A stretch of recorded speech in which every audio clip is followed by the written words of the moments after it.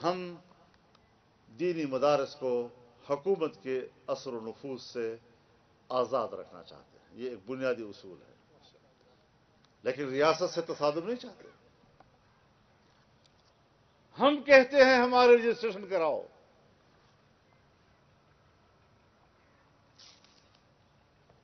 اور آپ کہتے ہیں نہیں، ہم آپ کے رجسٹریشن نہیں کریں گے۔ ہم کہتے ہیں ہمارے بینک اکاؤنٹ کھولو، آپ ہمارے بینک اکاؤنٹ بند کرتے ہیں۔ اب آپ مجھے بتائیں کہ جب ادارہ رجسٹرڈ ہوگا وہ ریاست کے لیے مفید ہوگا، یا اگر وہ رجسٹرڈ نہیں ہے تو پھر ریاست کے لیے مفید ہوگا؟ ہم تو مملکت کے نظام میں رہنا چاہتے ہیں۔ بندوق ہے،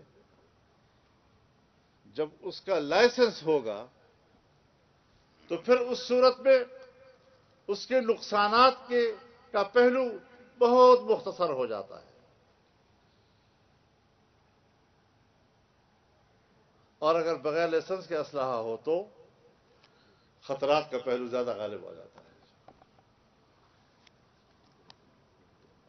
آپ تو دینی مدارس کو آپ کو کہنا چاہتا ہوں، حکمرانوں کو کہنا چاہتا ہوں، اسٹیبلشمنٹ کو کہنا چاہتا ہوں، بین الاقوامی اسٹیبلشمنٹ کو کہنا چاہتا ہوں، بیوروکریسی کو کہنا چاہتا ہوں کہ آپ میرے مدرسے کو شدت کی طرف دھکیل رہے ہیں، آپ میرے مدرسے کو انتہا پسندی کی طرف دھکیل رہے ہیں۔ یہ تو ہم ہیں جو قابو ہیں اور طے کرتے ہیں کہ نہیں، ہم نے آئین اور قانون کے ساتھ چلنا ہے اور ہم نے پاکستان کی ریاست کے ساتھ چلنا ہے۔ الٹی باتیں کرتے ہو۔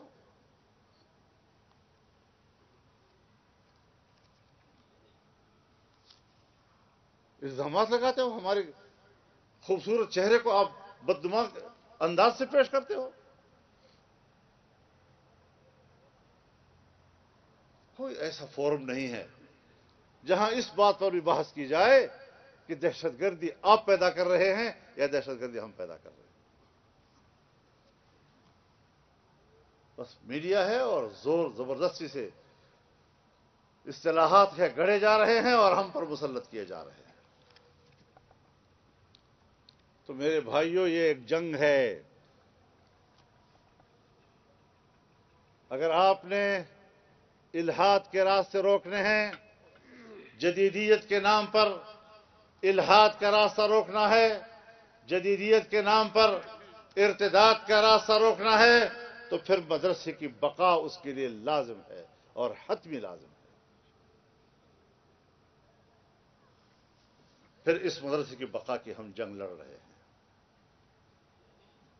ہم نے آپ کے خلاف اعلان جنگ نہیں کیا، آپ نے ہمارے خلاف اعلان جنگ کیا ہے۔ ہم تو رسول اللہ صلی اللہ علیہ وسلم کے فرمان کی اطاعت کرتے ہیں، صلی اللہ العافیہ ولا تتمنوا لقاء العدو وَإِذَا لَقِيتُمْ فَاصْبُتُوا۔ اللہ سے عافیت مانگا کرو، دشمن کا سامنا کرنے کی خواہش نہ کیا کرو، اور اگر سامنا ہو جائے تو پھر ڈٹ جایا کرو۔ سو اب سامنا ہو چکا ہے، سو ہم ڈٹے ہوئے ہیں۔ الیکشن سے پہلے پی ڈی ایم کی حکومت بنی، پاکستان پیپلز پارٹی اس میں شامل تھی، میاں شہباز شریف صاحب وزیر اعظم تھے۔ ہم نے ان کے سامنے مسئلہ رکھا، اس پر بات چیت کا آغاز ہوا۔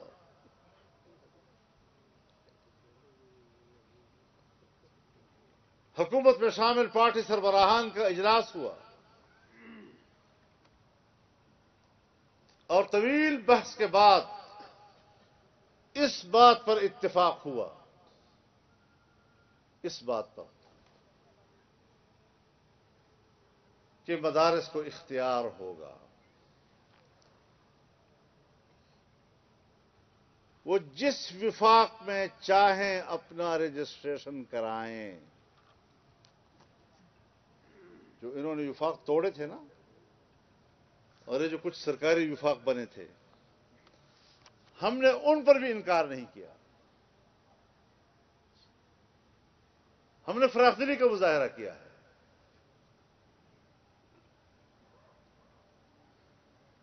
جو مدارس کی وحدت کو پارا پارا کرنے کے ذمہ دار بنے تھے اور کہیں سے فیض یاب ہوئے تھے، ہم نے ان کو بھی قبول کر لیا اور ہم نے کہا آئیے، وہ جہاں چاہیں کریں۔ پھر ڈرافٹ بنا،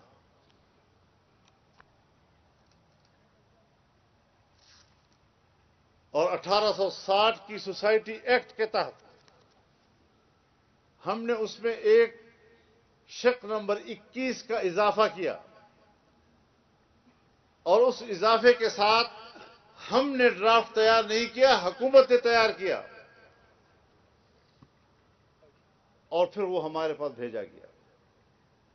تمام تنظیمات مدارس دینیہ جس مکتب فکر سے بھی متعلق تھے، ہم سب نے قبول کر لیا اس کو، اور ایک اتفاق رائے کے ساتھ وہ اسمبلی میں آیا بل کی صورت میں۔ پاکستان پیپلز پارٹی اس میں شامل تھی، اور پاکستان پیپلز پارٹی بھی وہ جو پارلیمنٹیرین کہلاتی ہے، وہ پاکستان پیپلز پارٹی پارلیمنٹیرین کہ جس کے چیئرمین بنفس نفیس آصف علی زرداری صاحب ہیں، بلاول بھٹو نہیں ہے اس کے صدر، وہ صرف پاکستان پیپلز پارٹی کے صدر ہیں۔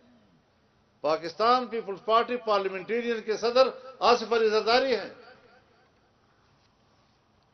ان کی اتفاق رائے کے ساتھ ڈرافٹ تیار ہوا، پھر وہ اسمبلی میں پیش ہوا، پہلی خواندگی ہو گئی، دوسری خواندگی میں رک گیا وہ، کسی نے روک دیا،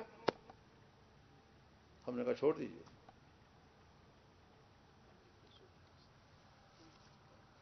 ابھی جب 26ویں ترمیم پر بات ہو رہی تھی تو ہم نے کہا جی وہ ایک ڈرافٹ ہے جس پر اتفاق رائے ہے، ہم بغیر کسی ترمیم کے اس متفقہ ڈرافٹ کی بنیاد پر چاہتے ہیں کہ قانون سازی ہو اور وہ بل ایکٹ بن جائے۔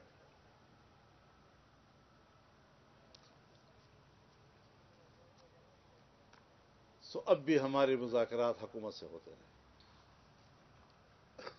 اب بھی وزیر اعظم میاں شہباز شریف صاحب، اب بھی پاکستان پیپلز پارٹی اس حکومت میں ہے، دونوں نے ایک فریق بن کر ہمارے ساتھ مذاکرات کیے، ایک مہینہ تک انہوں نے اسلام آباد میں مجھے انگیج رکھا۔ ایک سفر میں نے کیا کراچی میں، بلاول ہاؤس میں بلاول بھٹو صاحب اور ان کی ٹیم کے ساتھ 5 گھنٹے مذاکرات ہوئے، اور 5 گھنٹے مذاکرات کے بعد یہ بل اس پر بھی بات ہوئی اور اتفاق رائے ہوا۔ اگلے ہی دن ہم لاہور آئے، رائے ونڈ میں میاں نواز شریف صاحب کے گھر پر میٹنگ ہوئی، 5 گھنٹے کی میٹنگ تھی، وہاں اتفاق رائے ہوا۔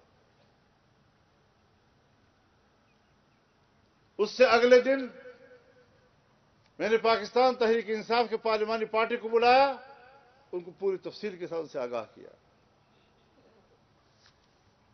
انہوں نے بھی کہا بھی کوئی اعتراض نہیں، لیکن وہ ووٹ دینے کے موڈ میں نہیں تھے۔ ٹھیک،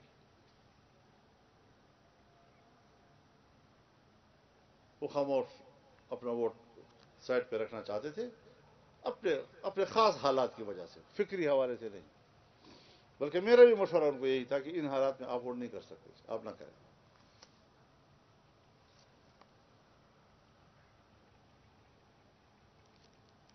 پھر اسمبلی میں آیا، پہلے سینٹ میں آیا، سینٹ میں بل آیا۔ اب آپ پوچھیں گے کہ 26ویں ترمیم میں آپ نے کیا حاصل کیا، میں ایک جملے میں اس کا خلاصہ بیان کرتا ہوں کہ 56 شقوں پر مشتمل وہ مسودہ جو 26ویں ترمیم کی صورت میں پیش کیا گیا تھا، ایک مہینے کے مذاکرات کے نتیجے میں ہم نے ان کو 34 شقوں سے دستبردار کیا اور 56 سے ہم ان کو 22 شقوں پر لے آئے. پھر ہم نے اپنے 5 نکات ان میں شامل کیے، جس میں سود کا مسئلہ تھا، جس میں وفاقی شرعی عدالت کا مسئلہ تھا، جس میں اسلامی نظریاتی کونسل کا مسئلہ تھا، جس کا ذکر مولانا حسین احمد صاحب نے بھی کیا. وہ ڈر کر 27 کر دیا.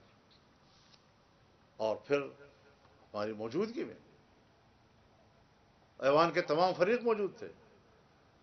دینی مدارس کا بل آیا، سینٹ میں بھی پاس ہو گیا اور قومی اسمبلی میں بھی پاس ہو گیا، اور پیپلز پارٹی نے ووٹ دیا اور وہاں بھی دیا اور ادھر بھی دیا. اور دونوں ایوانوں میں جو تعریف پاکستان پیپلز پارٹی نے ہماری کی اور ہمارے کردار کی شاید اس طرح کے الفاظ کسی پارلیمنٹیرین نے نہیں کہا ہوں گے.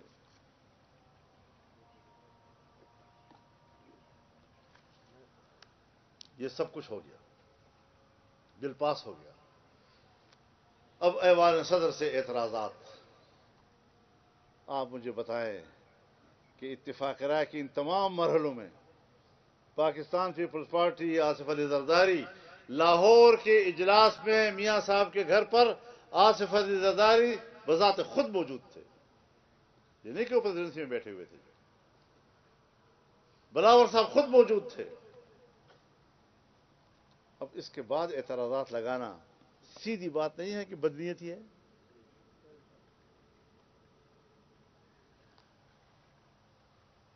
کس طرح کہا جائے کہ واقعی یہ اعتراضات قابل غور ہیں؟ میں آپ کی ان علماء کرام کے اجتماع سے واضح طور پر ان کو پیغام بھیجنا چاہتا ہوں کہ تمہارے اعتراضات پر غور و فکر کرنا تو بہت دور کی بات ہے، میں ان کو چمٹے سے پکڑنے کی بھی قابل نہیں سمجھتا. حد ہوتی ہے کوئی بات. کس حد تک آپ ہمارے برداشت کا امتحان لے رہے ہیں؟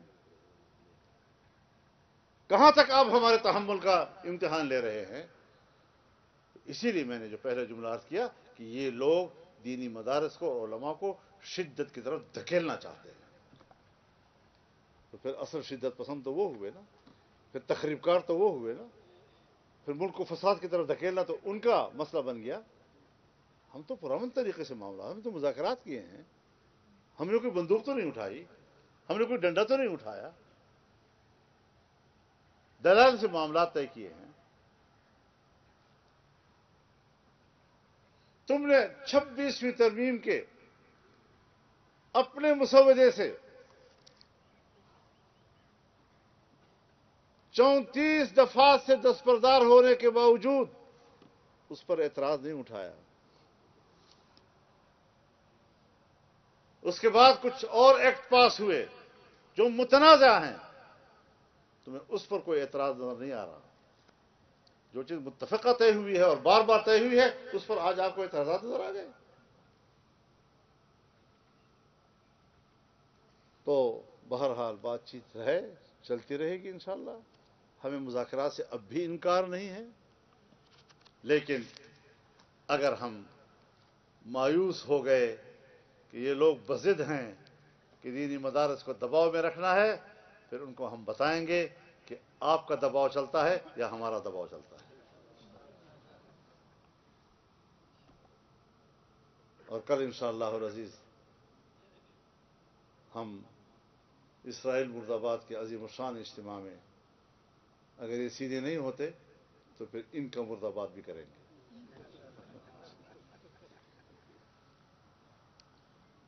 تو اللہ رب العزت ہمارے ان مدارس کی، جامعات کی حفاظت فرمائے. ان کا ایک عظیم الشان کردار ہے، تاریخی کردار ہے،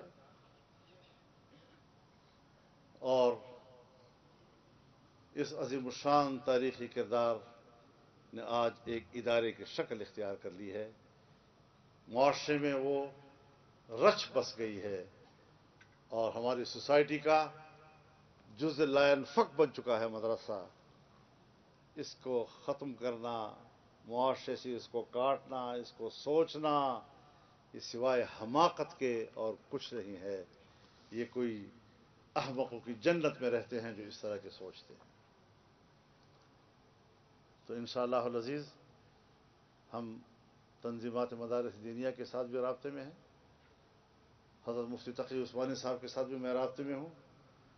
ہم ان کا بھی اجلاس بلانا چاہتے ہیں. تجویز ہم نے دی ہے کہ سب ایک اجتماعی اجلاس کر کے اور اس پر ایک متفقہ رائے پیش کریں تاکہ ہم آگے چلیں تو پورے باہمی اعتماد کے ساتھ اور پوری یکجہتی کے ساتھ ہم آگے بڑھیں. اللہ ہمارا حامی و ناصر ہو اور اللہ تعالیٰ دینی مدارس اور علوم دینیہ کی حفاظت فرمائے. میں ایک بار پھر آپ کا انتہائی دل کی گہرائیوں سے شکر گزار ہوں. وآخر دعوانا ان الحمد للہ رب العالمین.